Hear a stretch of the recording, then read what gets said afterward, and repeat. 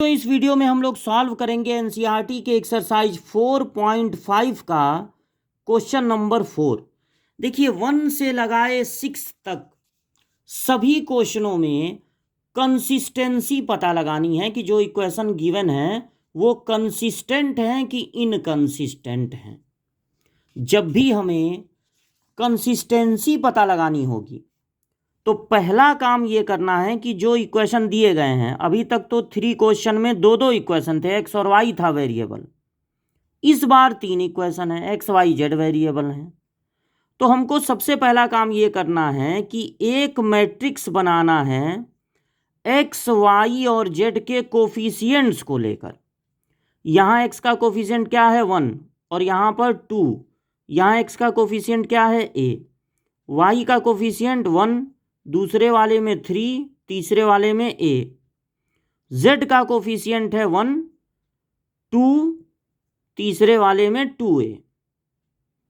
फिर एक मैट्रिक्स बनाना है इन वेरिएबल्स को लेकर, एक्स वाई जेड को लेकर, और इक्वल टू लगा के जो इक्वल टू के बाद नंबर दिए गए हैं उनसे भी एक मैट्रिक्स बना लेना है। इस मैट्रिक्स को हम बोलेंगे मैट्रिक्स ए, इसे बोलेंगे मैट्रिक्स एक्स और इसे बोलेंगे मैट्रिक्स बी।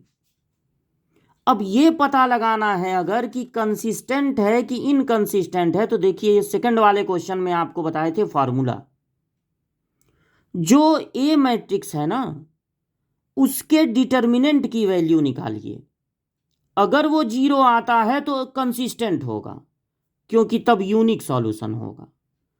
अगर वो 0 ना आए तब, अगर 0 आ गया तो एडजॉइंट ए भी फाइंड करिए, उसमें बी का मल्टीप्लाई करके देखिए। ये जो बी है वो भी अगर 0 आ गया तब भी कंसिस्टेंट ही होगा। लेकिन सिर्फ ये 0 आए डिटर्मिनेंट की वैल्यू और इनका प्रोडक्ट 0 ना आए तब कहलाएगा इनकंसिस्टेंट।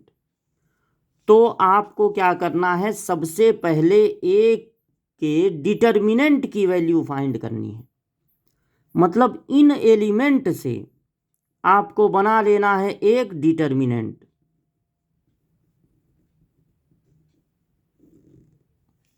और ये मनाइए कि इसकी वैल्यू 0 ना आए। अगर 0 नहीं आएगी तो आप एडजॉइंट निकालने से बच जाएंगे। 0 नहीं आई तो आप लिख देंगे कि कंसिस्टेंट है। 0 आ गई तो एडजॉइंट ए और बी का प्रोडक्ट ये तय करेगा कि कंसिस्टेंट है कि इनकंसिस्टेंट है। तब आपका काम बढ़ जाएगा। एडजॉइंट भी फाइंड करना पड़ेगा, उसमें बी का मल्टीप्लाई भी करना पड़ेगा। किसी भी डिटर्मिनेंट की वैल्यू फाइंड करने के लिए कोई भी एक रो चूज कर लेते हैं या कोई भी एक कॉलम। मान लीजिए आप ये पहला रो चूज करते हैं तो आपको सबसे पहले लगाना पड़ेगा जो पोजीशन की साइन होती है। पहले रो का प्लस से शुरू होता है, दूसरे रो का माइनस प्लस माइनस, तीसरे रो का फिर प्लस से शुरू होता है, प्लस माइनस प्लस। अब 1 एक छोटा डिटर्मिनेंट, -1 छोटा डिटर्मिनेंट और +1 छोटा डिटर्मिनेंट बना लेना है। इसका कॉलम और रो छोड़ दीजिए, ये 4 एलिमेंट बचे 3 2 a 2a। अब इसका कॉलम और रो छोड़ दीजिए 2 2 a 2a बचा। जो बचा यहां लिखते जाइए। इसका कॉलम और रो छोड़ने पर 2 3 a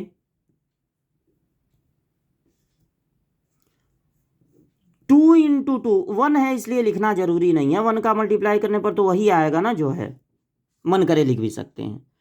इनका मल्टीप्लाई पहले होगा 6a, फिर माइनस इनका मल्टीप्लाई होगा 2a, इनका मल्टीप्लाई 4a, फिर माइनस लग जाएगा अपने तरफ से, इनका मल्टीप्लाई 2a, ये 2a, फिर माइनस लगा दीजिए, इनका मल्टीप्लाई 3a, माइनस होने पर बचेगा 4a, यहाँ पर 2a और यहाँ पर माइनस में बचेगा a।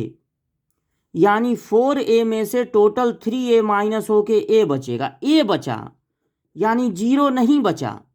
तो आप एडजॉइंट अब एडजॉइंट निकालने की जरूरत ही नहीं है, आप यहीं पर बता देंगे कि ये कंसिस्टेंट है। फोर्थ जो क्वेश्चन है उसमें कंसिस्टेंट मिलेगा, यूनिक सॉल्यूशन मिलेगा। मतलब एक्स वाई जेड की एक एक ऐसी वैल्यू होगी जो पहले वाले को भी सेटिस्फाई करेगी, दूसरे वाले को भी सेटिस्फाई करेगी, तीसरे वाले को भी सेटिस्फाई करेगी।